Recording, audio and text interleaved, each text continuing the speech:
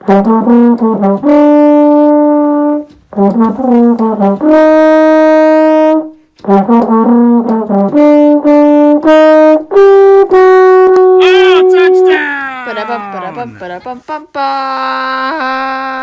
ba-da-bum, ba-da-bum, ba-da-bum, ba-da-bum, ba-ba-ba-ba-ba-ba.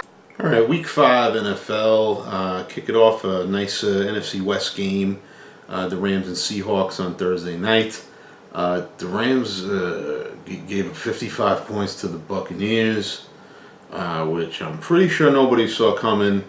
But I'll take it because Mike Evans' late touchdown actually won me two of my fantasy leagues this week. So, and then Seattle, coming off a win in Arizona.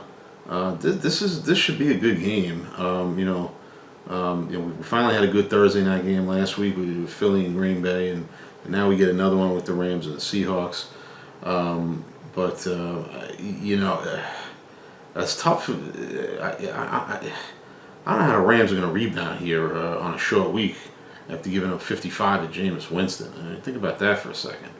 But it should be a good game. Hopefully a nice high-scoring game. I'll take the Seahawks here. I think the Rams, they got a lot to make up with a couple days, to do it. And I don't know if they will. I'll take the Seahawks. Let's go a lot of Sunday early games. Let's see, we got 1, 2, 3, 4, 5, 6, 7, 8. Then we got another with 10. Listen, you can't have 10 games going on at once. That's too much. I know you're saving the late window for Green Bay, Dallas, and nothing else, and I appreciate that. Don't get me wrong, but you can't have 10 games going on at once. That's ridiculous. I mean, it was ridiculous before you had fantasy football to try to follow this. I can't watch 10 games at once. The DirecTV game mix only shows 8 boxes at a time. Like I can't, and they're too small anyway, so I can't even see what's going on. They got to do something with this. Todd Gurley says Thursday night games are the dumbest thing ever. No. Playing 10 games at once in the same time slot is the dumbest thing ever. Come on, guys. There's too many things I got to watch. I can't watch it all at once. Anyway, Arizona and Cincinnati, well, okay, if that's going to be one of the 10 games, all right, I get it, because who's watching that? Listen, the Bengals are hot garbage right now. I mean, A.J. Green's got to get back in the lineup. I mean, this is ridiculous. I mean, they can't run the ball. They can't protect Dalton. I mean, Boyd and Ross were doing nice. Now Ross is out, and everyone's picking up Auden Tate off of waivers. But, I mean, geez, the Bengals are a mess. And Arizona's not much better, but at least Arizona's competitive. And listen, Kyler Murray's been up and down, but, I mean, you got 2 winless teams here. I'm going to take Arizona, but I wouldn't be surprised if Cincinnati finally gets one on the board here. But, man, they're a mess. I picked up the Steelers defense late in one of my leagues, and it got me 19 points, and that with the Evans touchdown was basically the difference in the game. But I guess I'll take Arizona, but who cares? This is not one of the 10 games I'll be watching. Another one I won't be watching is Buffalo at Tennessee. Buffalo's out Josh Allen this week. He's out with concussion. Tennessee's up and down. Everybody in the AFC South is 2-2 right now. Can't figure any of these teams out. Tennessee shows up one week, then they don't the week after. I'm going to take Tennessee at home just because Buffalo doesn't have their quarterback. And although Buffalo hung with New England last week and had a chance to win, but, what did they do? They went for it on 4th and goal at the 2. There was still like 10 minutes left in the game. A field goal makes it a 3-point game. And I understand you want to get the touchdown, but kick the field goal, make it a 3-point game. Because then later in the game, then they get the ball around midfield or whatever, and now they got to play for the touchdown instead of playing for what would have been a tying field goal. So it's like, guys outthink themselves sometimes, and just play football like you're playing Madden. All right, just get the points and keep yourself in the game. But Tennessee will sneak out and win in a low-scoring fantasy nightmare of a game. Let's see, Chicago's at Oakland. The Raiders a surprise win in Indianapolis last week. The Bears, again, defense is just dominating right now. They're not having to do much on offense. Yeah, Trubisky's out, but Chase Daniel's not that much of a downgrade at this point. He seems to have a way to find Tariq Cohen, get him in the end zone. I need Tariq in one of my leagues. I don't know. I mean, Oakland's sloppy enough on offense that Chicago's defense should be able to handle it. So I'll take the Bears in Oakland this week, but I'm not 100% confident on that one. Tampa Bay at New Orleans. Here we go. I mean, New Orleans, listen, big win against the Cowboys last week.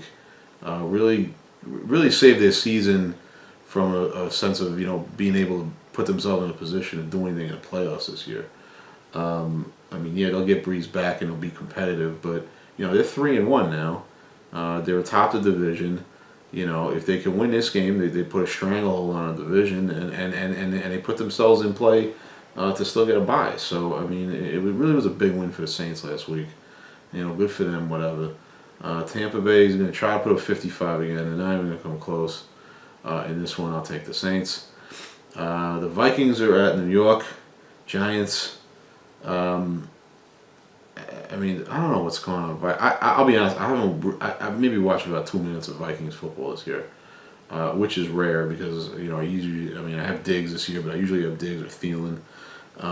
But for some reason, I just haven't gotten around to Vikings football this year. And again, it's going to be tough again this week with 10 games going on at once. There's something wrong with the offense. They're running the ball well, but Diggs can't get his hands on the ball. Cousins apparently is playing like garbage from what I heard. But I can't see the Giants winning 3 in a row. I don't know that Daniel Jones is for real here. I know everyone's excited here, but I'm gonna take the Vikings. But they're playing poorly enough where the Giants might be able to sneak in and get a win. But of course, I'm never gonna root for the Giants to win, so I'm gonna take the Vikings. And you head down the Turnpike, I-95, and you get the Jets going to Philly. Maybe Sam Darnold plays in this game. Maybe he doesn't. It's not going to matter. Philadelphia's going to win. It's just the Jets are the Jets. Coming off a bye, who cares? They could be coming off 2 byes. They're still the Jets. Again, I hate to see the Eagles have to win another game here, but the Eagles are going to win. Baltimore, Pittsburgh. Pittsburgh. I don't know if they save their season. Save their season is a stupid thing anyway. Save your season. What does that even mean? What? So you just delay? They should call it delay the inevitable. Is what it is. And let me go off on a tangent here for a second with the baseball playoffs going off. Why are teams doing the champagne celebration after winning the wild card game? That's got to be the dumbest thing I've ever seen. All right, I get it. You just want to do a die game, but now we're spraying champagne after the wild card game. It's just so what? So what? If a wild card team wins the World Series, they're gonna have 5 champagne sprayings. They spray champagne when they clinch a playoff berth. They do it when they win the wild card game. They spray more on the division series, then the league championship series, and then the World Series. How much freaking champagne are these guys gonna blow through? It's just stupid. I had to get that out because I can't. What are you doing?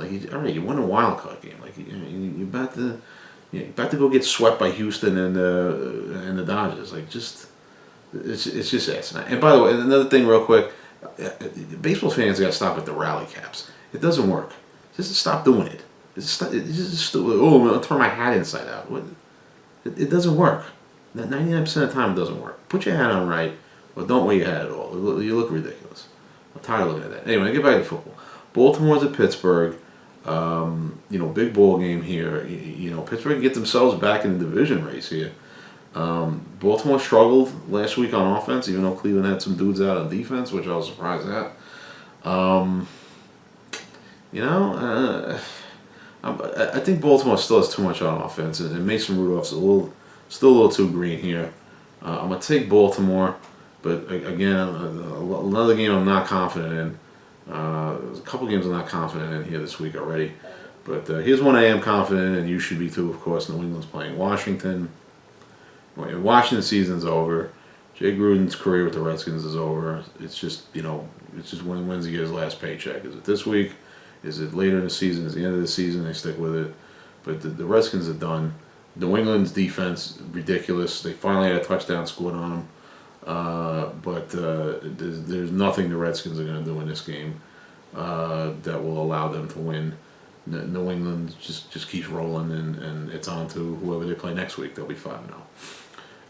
Jacksonville's at Carolina. The Jaguars are again. They're 2-2. Everybody in the AFC South is still in it. Carolina, they've had a little bit of a layoff here because they played the previous Thursday. I'm thinking of 2 weeks ago. Never mind. No, they get a win at Houston last week. Gardner Minshew's a little banged up. Kyle Allen's playing well. More playmakers on Carolina. I'll take the Panthers. Atlanta's at Houston. Atlanta losing to Tennessee. Houston, squeaking out a loss against Carolina. Both these teams need the game. Deshaun Watson's still running around for his life. I don't know what's going on there. I'll be honest, I haven't watched a lot of Atlanta or Houston this year. Again, it's surprising because I have Deshaun Watson in one of my dynasty leagues. I'll try to watch this game, but again, none of the games going on. I only have so much attention span. I'll take the Texans at home. The Texans are not going to lose 2 at home. And I don't trust Atlanta to do anything. Although I did pick up Calvin Ridley in one of my dynasty leagues this week. So I'm pretty excited about that. The guy I traded him from, he got down on him because he's had 2 bad games. But I think I got a winner there in that trade. But anyway, we'll go to the late Sunday afternoon games. There's only 2. There's the game that no one's going to watch. That's Denver at the Chargers. We'll take the Chargers. The Broncos are garbage. And then there's the big game, Green Bay at Dallas. Cowboys got to get back on track. They didn't do nothing on offense last week. And listen, the Saints didn't do anything either. I mean, again, they had Bridgewater back there, but when the Cowboys and Saints played last year, they didn't score a lot of points in that game, and everybody was at full strength. So I don't know. Maybe it's a matchup thing with those two, but the Cowboys need to bounce back and win this game. Of course, I'm going to take them to win. But this could be another defensive struggle. Green Bay's better on defense now, although of course they didn't show it when they're playing the Eagles. But I don't know that this is going to be the high-scoring fantasy bonanza that people are going to hoping it to be. But I'll take the Cowboys to win. Speaking of fantasy bonanzas, you do have one Sunday night when the Colts go to Kansas City. Chiefs are the Chiefs. I mean, tons of points. Mahomes had an off game last week. Somehow he didn't throw a touchdown pass, but he'll probably come back with like 5 or 6 this game. And the Colts are feisty. They had a bad loss against the Raiders last week at home. That's a team they should beat, but we'll see. They've got some good. So many. Mack is banged up. Hilton's banged up. Hilton didn't play last week. We'll see if both those guys play this week. I mean, Chiefs are going to win the game, but hopefully we get a lot of points from everybody involved there, fantasy-wise. And then you get Monday night. 49ers are hosting the Browns. 49ers are 3-0, and the Cleveland Browns are 2-2, tied with Baltimore atop the AFC North, and on the tiebreaker right now because they're beating Baltimore. So just like that, Cleveland went from what the hell is this season going to turn into to technically being in first place. So good win for them last week. Nick Chubb running wild. Defense kept Baltimore's offense at bay. But going into San Fran Monday night, 49ers coming off a bye week. I'll take the 49ers, but this is going to be a good game. Which is not something you could have said about Cleveland and San Francisco probably in the last 30 years. But now it is. So they'll be excited. I'll take the 49ers win. So there you go. Week 5, rolling along. Baseball playoffs. It's going to be Halloween soon. Your leaves change colors. And there you go. So there it is. NFL Week 5.